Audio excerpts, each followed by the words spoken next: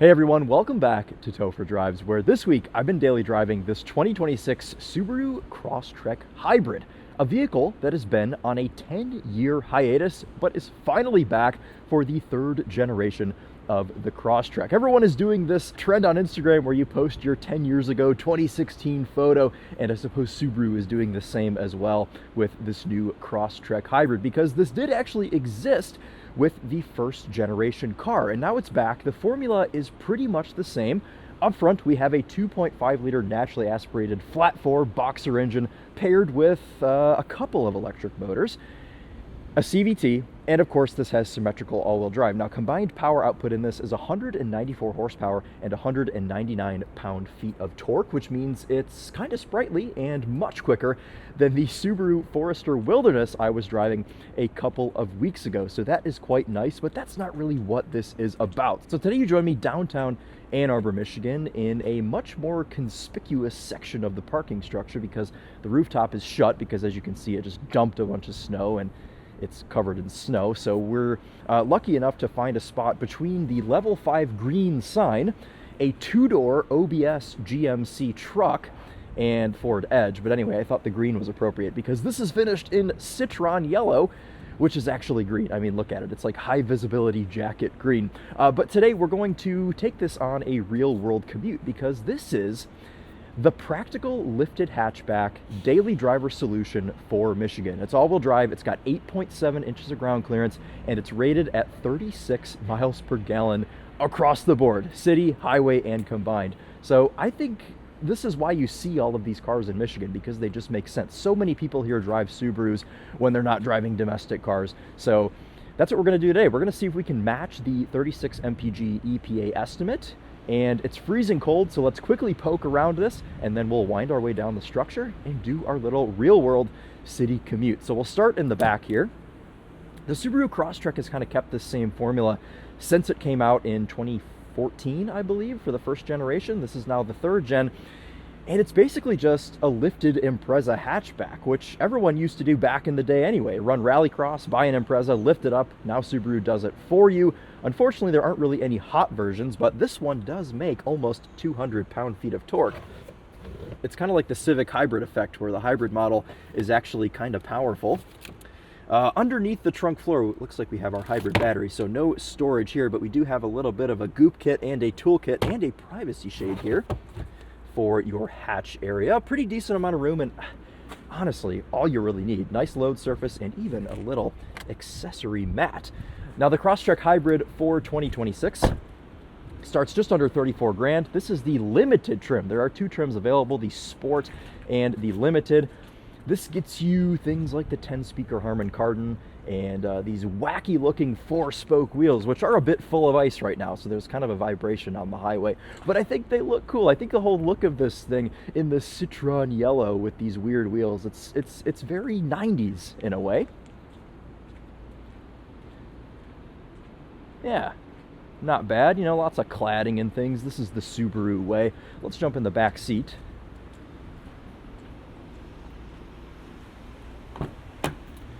Inside we have some gray StarTechs. However, unlike the Wilderness cars, this isn't the kind that you can just wipe out and is completely water resistant. This is perforated, so it does actually feel quite nice. I mentioned that this car starts just under 34 grand. The Limited starts just under 35 grand, and this one as spec'd with the options package, which I think is so funny that Subaru describes it like that, which gets you the moonroof and the 360 camera. As spec today, we're at about $38,000, and we'll have the spec down in the description for you if you'd like to check on that throughout the video. But anyway, in the back seat here, sat behind myself at 5'11", I do have plenty of room, and this is surprising because this car does look pretty small from the outside, and Subaru doesn't really exaggerate the size of this. I mean, they essentially just lift an Impreza, do some things underneath, and they don't change the interior all that much. So it's nice to see that we actually have some room. Fold down center armrest here with two cup holders. No rear air vents in the middle, but you do get a USB-A and USB-C port. And overall room, I mean, yeah, it's fine. I've got even a little squishy armrest on the door panel. You You can see up front we have the 11.6-inch multimedia display that I hate. We won't quite get to that yet. I want to pop the hood and show you the 2.5-liter Boxer. I like the hybrid badges that they put on this too, because they show the Boxer configuration. You can see the pistons on either side of the hybrid badge here, and they've got those on the door too. Nice. Let's pop the hood here and show you this setup.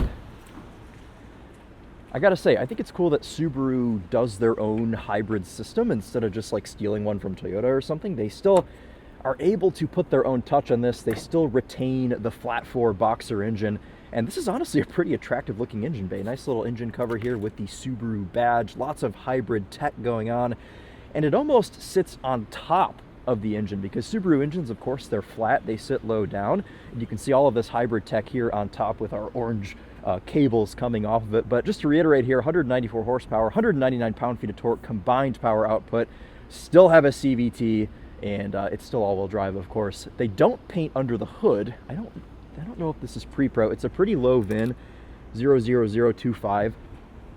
So I suppose this could be pre-production, but yeah, no paint here under the hood. And no hood struts either. But this is a super lightweight hood that's covered in ice, so we might see some of this fall off here. Yeah, just a little bit.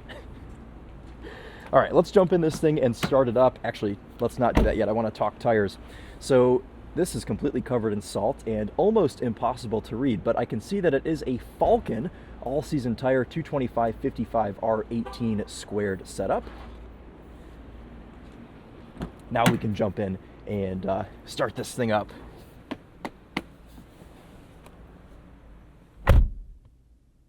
Decently quiet inside. It doesn't completely erase the outside world, but you do feel well insulated in here.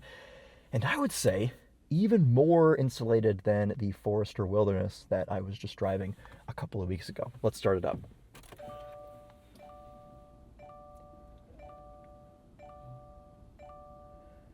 Familiar Subaru bings and bongs, but no familiar initial throb of a flat-four engine.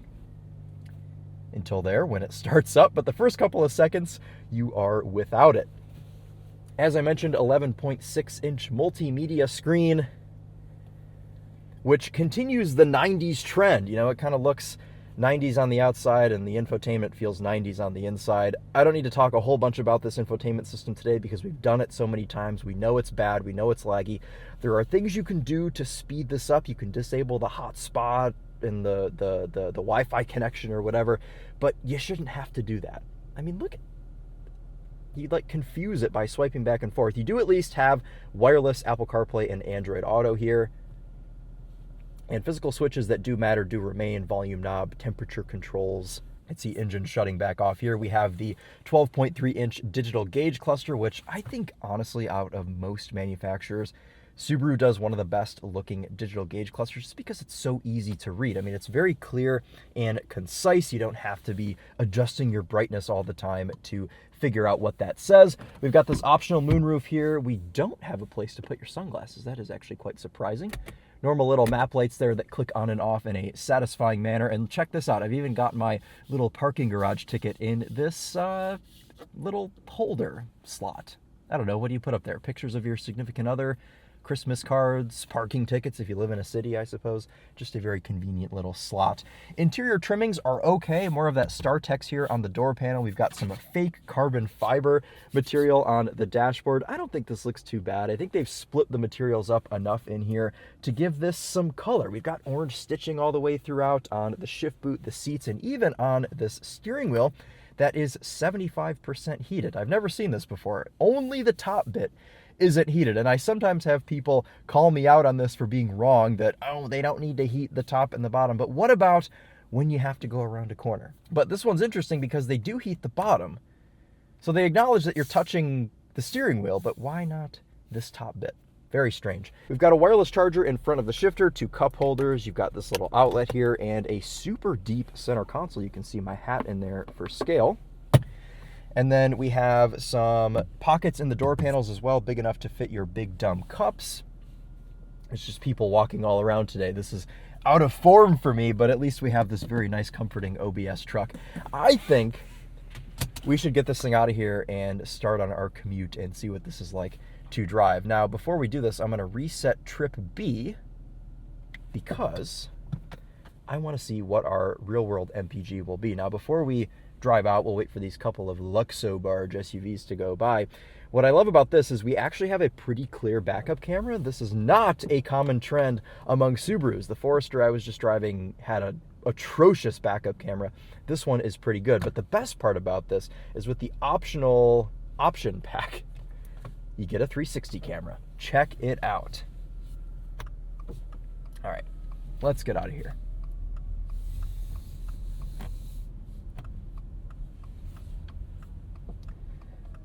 Right, this Subaru Crosstrek has parked in the middle of the road. So now, as you can see here, since he's there, sorry, this person's parked.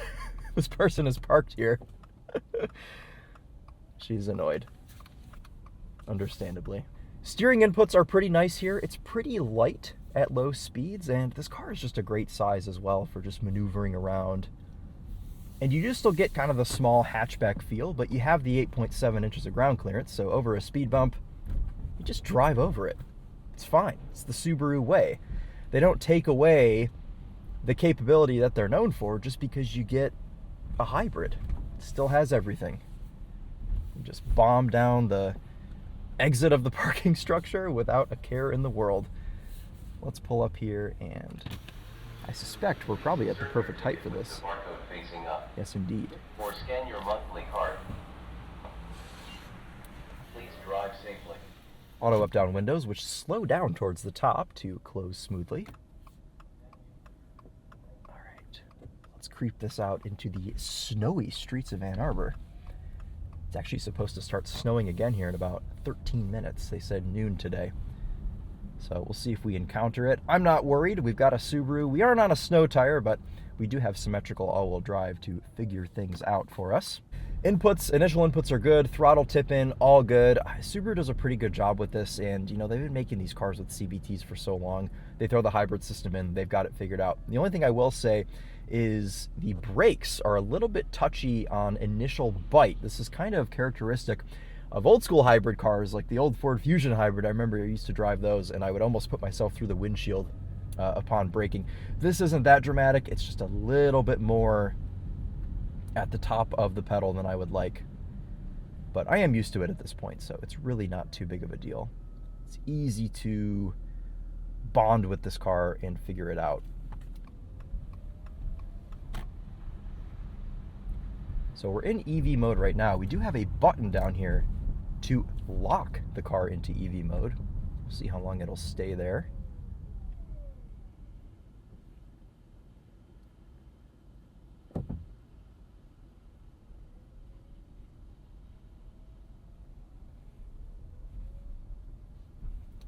I suspect quite a while moving at this pace. Into the bumpier section here of downtown where the roads are just completely deteriorating.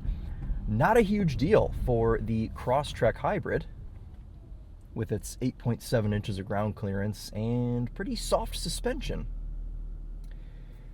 The engine just turned back on there in a bit of a harsh manner. That's the one thing I don't super love about this hybrid setup, is the engine that the electric motors are attached to. You know, I like a boxer engine, it's okay.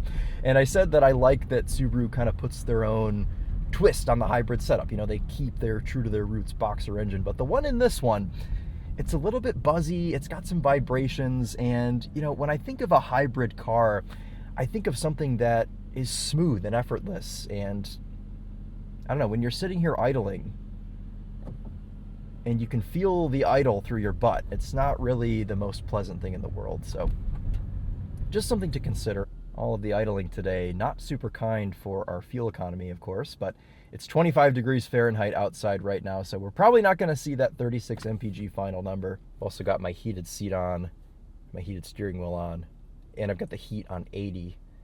So the car's having to put in some work.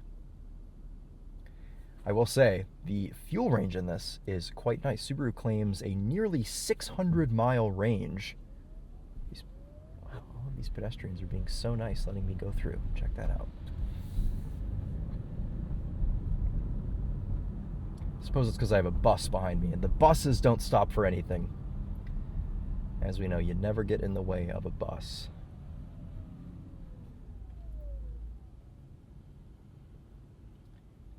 Even though the initial bite on the brake pedal is a little bit harsh, you are able to smoothly stop this and do your limo stops. So it looks like over 20 miles an hour, it kicks you out of EV mode. Yep, vehicle speed too high. Got a couple little displays over here. You can see right now I'm running the average MPG, but my favorite one is this one. This actually shows you the behavior of the hybrid system. I always love to see these screens here. And it's fun because it shows the little boxer engine on the left. It's got the wheels in the middle and then the battery on the right. So you can see right now the engine is powering the wheels and charging the battery, but this changes, you know, throughout your journey when the car is doing different things. So sometimes fun to watch that, unless it's distracting you from looking at the road, which sometimes it does. Biggest problem this week with this car is the washer nozzles are frozen, which is why the windshield is covered in salt right now, because if I were to wipe the windshield, it would just get worse, which I suppose we can show you now. Maybe the washers are unfrozen. We'll give it a shot. Oh, they're unfrozen! Yes! Success. I was driving this car around all day yesterday. The washers were frozen. And I was thinking to myself, I've never driven one of these cars for longer than, like, I don't know, 15, 20 minutes with the nozzles being frozen. But good job, Subaru. You've unfrozen yourself. I opened the hood and I was punching the the nozzles, trying to break up all the frozen fluid. But we must have been running the car for just long enough today that they've thawed. So that is quite good. One of the most satisfying things you can do in the winter is run the washer nozzles, clean the disgusting salty windshield. It's one of my favorite things. Anyway, though, let's get this out of the city. Let's drive this at speeds over 20 miles an hour and see what it's like then.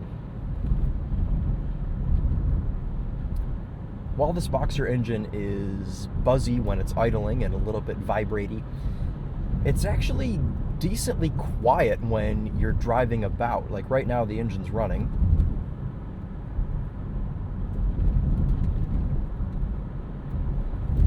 Even if you are to give it some throttle, this has enough torque from the electric motor that it doesn't really have to rev this 2.5 liter out and stress it really at all. So in that sense, it's totally fine. I've got no complaints with engine NVH in this car. Big potholes, doesn't matter. Got a 50 section sidewall and working washer nozzles. That is lovely. I wonder if the rear one is working yet. How do we do that, guy? Oh, the rear one is thawed as well. Very good. Now this just has a very sort of cheap rear view mirror, but Subaru will sell you a auto dimming with HomeLink dealer accessory mirror if you'd like to have that. I think for almost $40,000 they should just put one in. That's my opinion.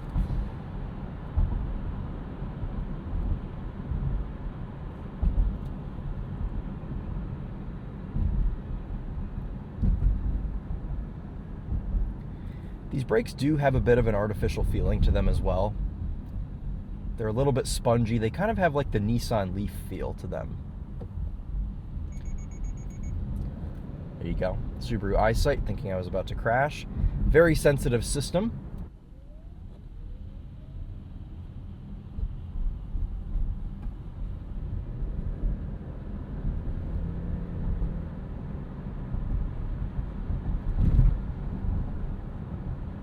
This car gets up to speed with ease using that almost 200 pound-feet of torque. I think it's funny they rated at 199. They couldn't squeeze the 1 extra pound-foot of torque out of this. But once you're actually up to speed, it's not too loud in here.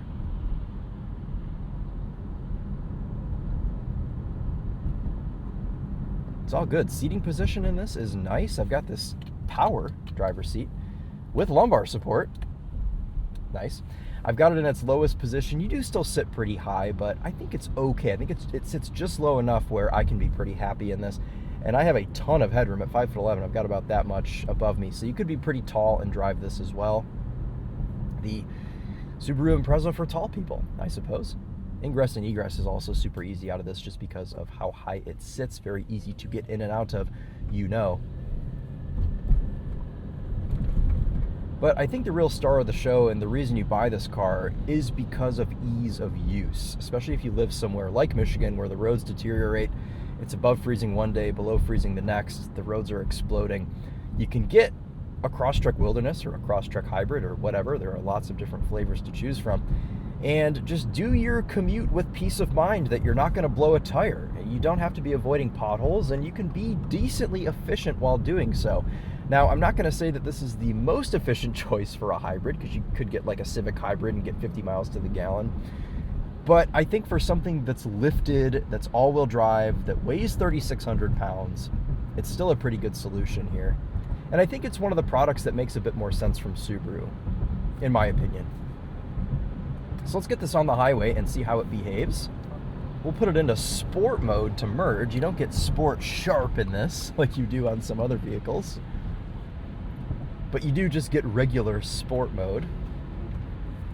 Clean this windshield again. Haven't been able to do this all week, so I'm just treating myself to many passes of wiper fluid. There you go, there's another. Put this back into intelligent mode to try and conserve our fuel economy. But merging is no problem here with this.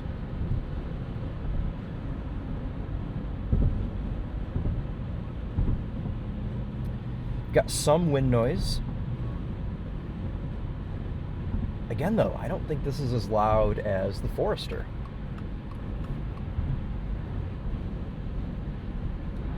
Definitely not the quietest car in the world. This is kind of just pretty consistent across the lineup for Subaru. Haven't driven the new Outback yet, so I can't speak to that, but for Impreza, Crosstrek, Forester, they're all a little bit loud on the highway. NVH here over these potholes, though, no real problem. That 50 section sidewall putting in work. You don't really have a ton of noise. You've got a little bit of noise, but it's not boomy, it's not crashy.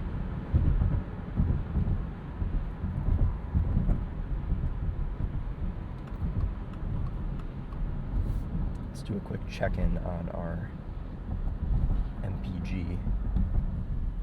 Oh, 29.6. All right, not too bad. Going to improve that here in EV mode.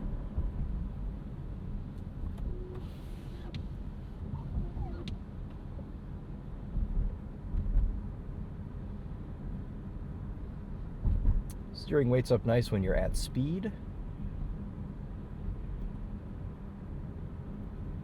We'll try out some of this cruise control too as well once we are merged on.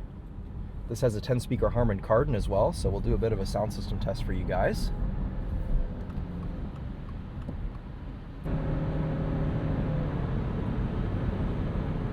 Honestly, really adequate power and torque. I'm not complaining about this at all. You know, I complained and I called the Forester Wilderness slow, but this is fine. This does allegedly 0 to 60 in under 8 seconds. It's like 7.8 or something. So I think anything under 8 seconds is respectable in the year 2026. And this is that, so there you go.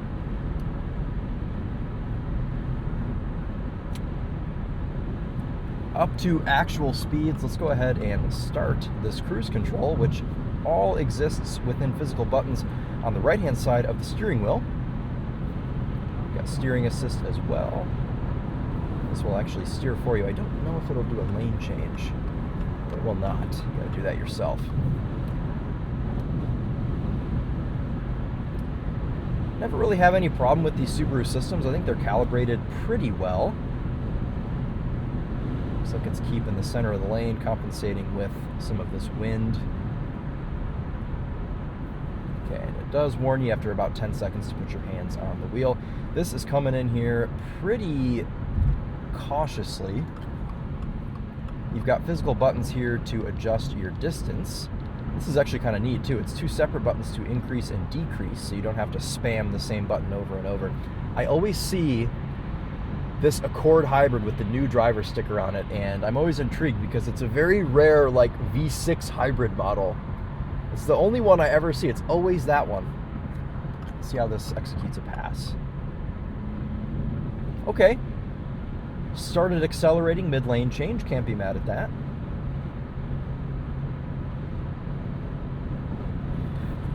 Ergonomics in here are pretty nice. I've got quite comfy elbows, actually. Very soft center console, very soft armrest on the door panel, and the seat seems to be pretty good as well. No complaints there. We talked about seating position earlier, but visibility out of this is quite nice too. You've got a little bit of a blind spot back by the C-pillar where the body lines kind of swoop up. But for the most part, you know, these side view mirrors are big enough you can see out of this with no problem. Really minimal complaints with this car. I've been quite content driving it, and I've been liking Subarus more and more lately, which is something I never thought I would say, but cars like this, I think, are just what makes so much sense. Like, you go up to the UP, everybody's got either a lifted truck or a Subaru. That's pretty much it. So, I mean, that's got to say something for the longevity and just the overall functionality and capability of these cars. All right, well, as we close our highway section and as we get ready to exit on the left, which is why I am getting in the left lane, why don't we do a sound system test here on this 10-speaker Harman Kardon.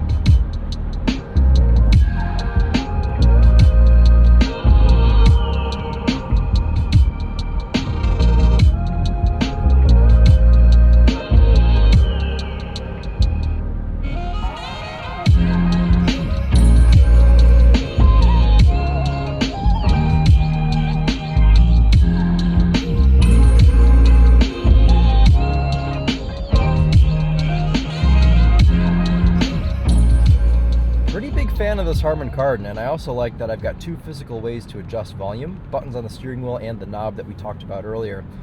But this has got good power, it's got pretty crispy highs, and I have been pleasantly surprised and impressed with these Harman Kardon systems in Subarus pretty much since I've been doing this job. I mean, even when I wasn't huge on Subarus in general, I could always appreciate their Harman Kardon. So let's do a final check-in for MPG. 33.2, only about 3 MPG off of the EPA's estimate. Now let's spoil it with a little performance section, and just so we don't have to watch this diminish, we'll put our little hybrid screen up. Let's put this into sport. You do have paddle shifters and a manual mode. Manual mode doesn't do much. It's kind of like a Toyota CVT manual mode.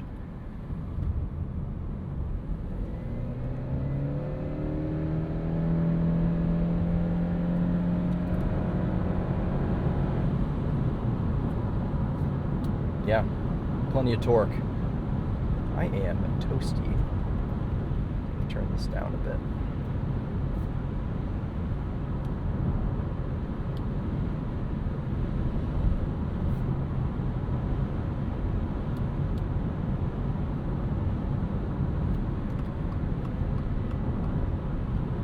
All right, let's put this into a corner. On some wet, freezing all-season tires. That's just about all they got.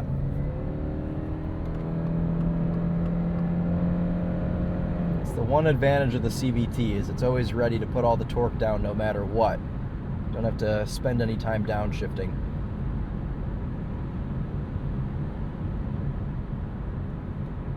This is an application where I guess I'm kind of accepting of this CVT because it's a hybrid and it makes sense. I mean, I wish Subaru would put an actual transmission in their non-hybrid vehicles, but keep it in this because it's very well calibrated. It's fine. I've got no complaints with it.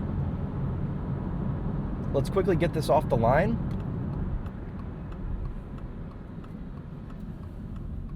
It's coming in hot for a stop. Always yield at roundabouts.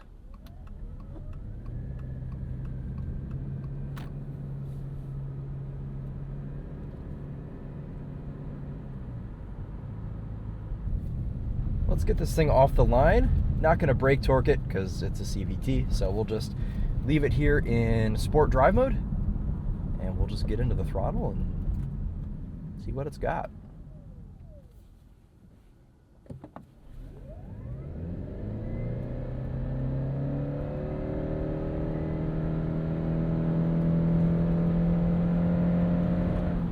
$60 before the road gets snowy. Putting those right wheels in the snow. Let's show you this manual mode.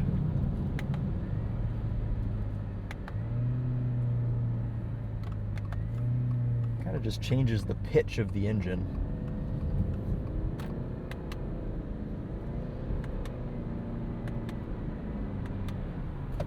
Completely pointless.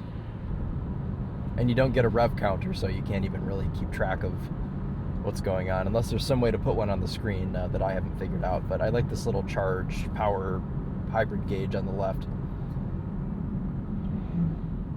So, all right, well, I guess that's just about going to do it. Let's see what we diminished our fuel economy to there. 29.8. Okay, I think by the time we finish this, it probably will be over 30 if this can stay in EV mode for long enough.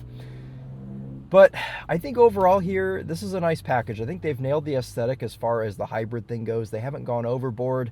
It's efficient enough. I mean, 36 is definitely not class leading. It's not the most impressive thing in the world, but for something that's all-wheel drive with a lot of ground clearance, I think it's acceptable. I think this is an okay effort from Subaru as far as efficiency goes. What I like so much about this is just how usable it is. It's all-wheel drive. It's got enough room in the back for things. It's easy to drive. It's easy to see out of. It's got a good sound system. The infotainment system sucks, which I hope Subaru will update this in the next couple of years and give us something that actually works. But apart from just relentlessly complaining about the infotainment system the entire time, I don't really have many other critiques for this car. It's under 40 grand. I mean, you can get into one of these for 34,000 in its base model trim. So that's nice too. It's not super expensive. And it makes sense why so many people drive these. I mean, this car, sure, there are many other subcompact SUVs, but I don't think they have kind of the same setup as this, because this is really just like a lifted Impreza. I mean, you don't see like Honda selling a lifted Civic or Toyota selling a lifted Corolla. I guess they have the Corolla Cross, but that's a very different car. I don't know. I don't know if you guys get what I'm trying to say here, but I like the way that Subaru has this set up. I think it makes sense, and it's been good to live with this week. And check that out. It's done exactly 30 MPG, even with that super hard performance section. So let's shut this off. We'll give you one last look at it. I don't think I left anything out, but if I did, please let me know and ask. You've even got actually these special hybrid floor mats. Check those out. Door handles, interior door handles are in the perfect place to get out. The doors themselves, they feel okay. I mean, this is no Mercedes-Benz, but the car feels pretty well put together. I've had nothing rattling in the interior this week. It's just been a nice, pleasant experience, and I get it. I get why I see so many of these everywhere. So I guess that'll wrap it up. Thank you guys so much for watching. Let me know what you think of the Crosstrek. If you own a Crosstrek, would love to hear from you how it's been to live with for longer than a week, as I do. But that'll wrap it up. Thank you guys again so much for watching, and we will see you in the next one. Take care.